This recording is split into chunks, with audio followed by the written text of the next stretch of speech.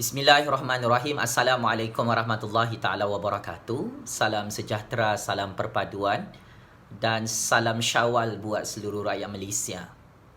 Tuan-tuan dan puan-puan yang amat saya hormati sekalian. Perdebatan berkenaan dengan isu jawatan Perdana Menteri ke-9 Malaysia terus hangat diperkatakan oleh pemimpin-pemimpin Pakatan Harapan, oleh mahacai-mahacai totok Pakatan Harapan yang terus berangan-angan kosong untuk menjadi kerajaan semula di Putrajaya. Sehingga sekarang, status quo politik kekal menunjukkan secara prospek perpecahan di dalam Pakatan Harapan itu terus berlaku disebabkan isu calon Perdana Menteri ke-9 Malaysia. Dan ini terus menggagalkan Pakatan Harapan untuk kembali menjadi kerajaan di Putrajaya. Saya Jufazli Syah Ahmad, penganalisis politik bebas, akan membongkarkan satu dapatan perisikan maklumat dan satu dapatan kajian kepimpinan politik sejak tahun 2017 sehingga tahun 2020 berkenaan dengan isu pemilihan Perdana Menteri di dalam Pakatan Harapan. Untuk makluman seluruh rakyat Malaysia, Parti Roket Malaysia tidak berminat dengan kepimpinan Anwar Ibrahim. Pemimpin-pemimpin Parti Roket Malaysia hasil daripada perisikan maklumat dan spy dalam landscape politik negara Malaysia. Saya sebagai penganalisis politik bebas mendapati pemimpin-pemimpin tertinggi Parti Roket Malaysia berasa mual dan muak melihat karena politik Parti Keadilan Rakyat Malaysia yang terlalu berpusat kepada Anwar Ibrahim.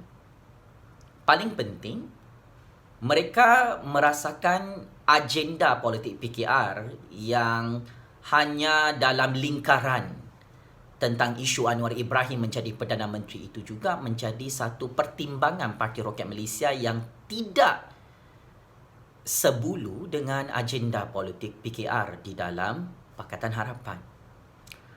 Maka hasil daripada data politik sebegini, tuan-tuan dan puan-puan, saya tidak terkejut jika Datuk Seri Anwar Ibrahim tidak akan dicalonkan sebagai Perdana Menteri ke-9 Malaysia. Kerana persaingan antara Anwar Ibrahim dan Tun Dr. Mahathir itu kekal berterusan. Permusuhan dan perang dingin perebutan jawatan calon Perdana Menteri ke-9 Malaysia itu semakin panas di dalam Pakatan Harapan. Dan ini adalah cerita sebenar dan fakta sebenar yang disembunyikan oleh Anwar Ibrahim saat ini. Sebenarnya, tuan-tuan dan puan-puan, sebelum tumbangnya Pakatan Harapan di Putrajaya, pemimpin-pemimpin roket seperti Lim Guan Eng telah menunjukkan wajah sebenar parti politik mereka yang tidak mempunyai minat dan tidak mempunyai kesungguhan politik untuk mengangkat Anwar Ibrahim sebagai Perdana Menteri ke-8 Malaysia di zaman Pakatan Harapan menjadi kerajaan di Putrajaya. Malah Lim Guan Eng dan Parti Roket melihat perkara itu adalah kurang penting. Dan pandangan Lim Guan Eng itu mewakili majoriti pemimpin-pemimpin roket sehingga saat ini.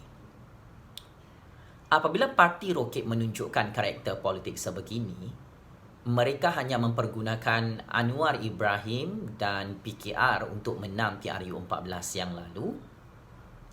Dan dalam masa yang sama, mereka tidak berminat dan tidak bernafsu untuk menyegerakan Anwar Ibrahim menjadi Perdana Menteri. Dalam sesi temuduga jawatan Perdana Menteri ke-8 Malaysia oleh Yang di-Pertuan Agong pada 26 Februari 2020 sehingga 1 Mac 2020, bagaimana Parti Roket U-turn mencalonkan nama Tun Dr. Mahathir sebagai calon Perdana Menteri ke-8 Malaysia untuk Pakatan Harapan.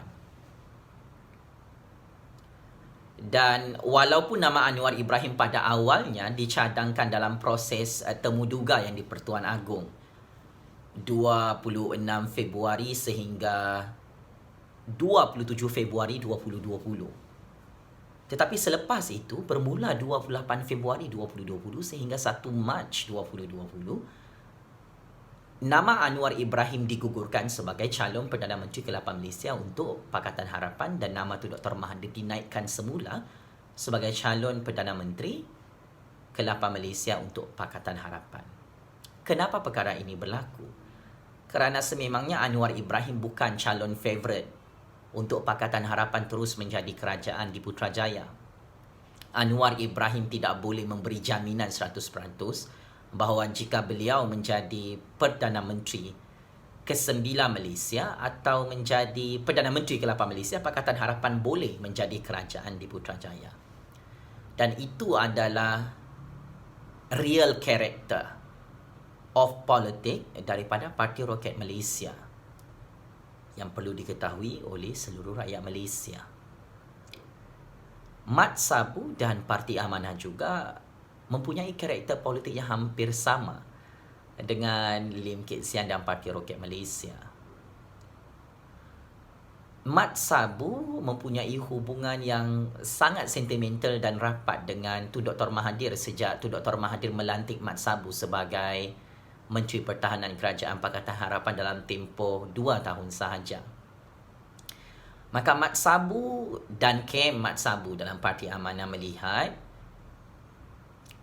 Anwar Ibrahim tidak mempunyai kelebihan yang besar untuk memastikan kemenangan Pakatan Harapan dalam PRU15 akan datang. Dan bagi Mat Sabu, Tun Dr. Mahathir adalah jauh lebih layak untuk menjadi calon Perdana Menteri ke-8, menjadi calon Perdana Menteri ke-9 mewakili Pakatan Harapan.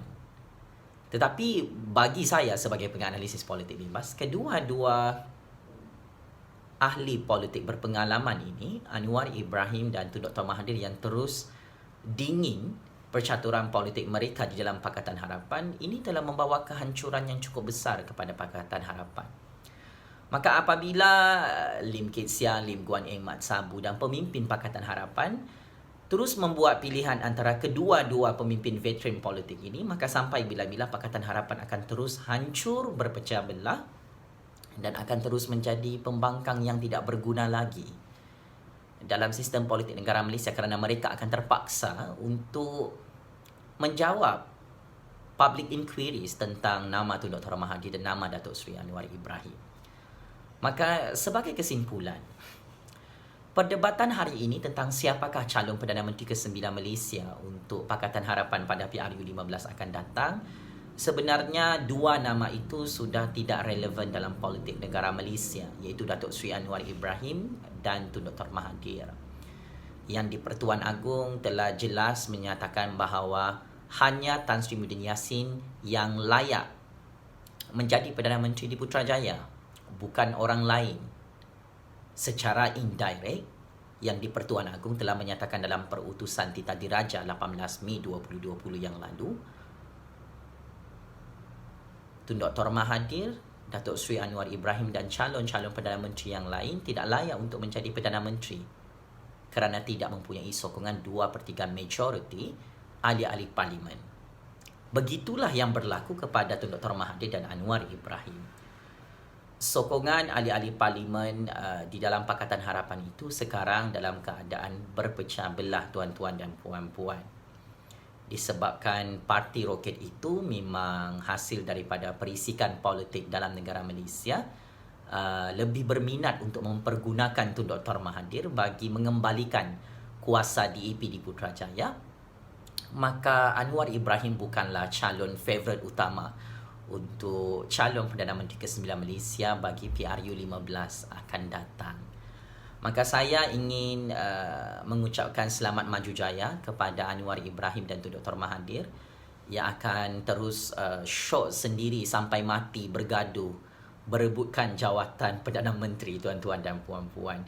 Dan saya mengucapkan selamat maju jaya kepada Pakatan Harapan dan ahli-ahli Mahacai Totok Pakatan Harapan yang terus berhalusinasi yang terus berimajinasi, yang terus dengan harapan-harapan kosong untuk Pakatan Harapan kembali di Putrajaya berkuasa itu adalah sebenarnya cerita-cerita dongeng politik yang boleh menyebabkan anda semua menjadi gila. Saya mengharapkan cukuplah Tun Dr. Mahathir dan Anwar Ibrahim yang gila bersama-sama berebutkan jawatan Perdana Menteri yang tidak mampu lagi mereka miliki dan kejar. Saya mengharapkan ahli macam-macam Tok Pakatan Harapan mempunyai idealisme politik yang lebih matang, idealisme demokrasi yang lebih besar, tidak lagi terikat tentang pilihan antara Anwar Ibrahim dan Tun Dr. Mahathir, kerana kedua-dua pemimpin veteran politik ini sudah dicop oleh rakyat Malaysia sebagai pemimpin yang gila kuasa, yang tidak layak untuk memimpin negara Malaysia ini kerana mereka berdua hanya mementingkan agenda peribadi mereka untuk berkuasa di Putrajaya dan mereka bukan mahu menyelamatkan negara Malaysia. Checkmate and game over. Anwar Ibrahim tu Dr. Mahathir dan Pakatan Harapan yang masih gagal untuk menggulingkan kerajaan yang di-Pertuan Agong di Putrajaya. Game is over, Anwar Ibrahim. Terima kasih.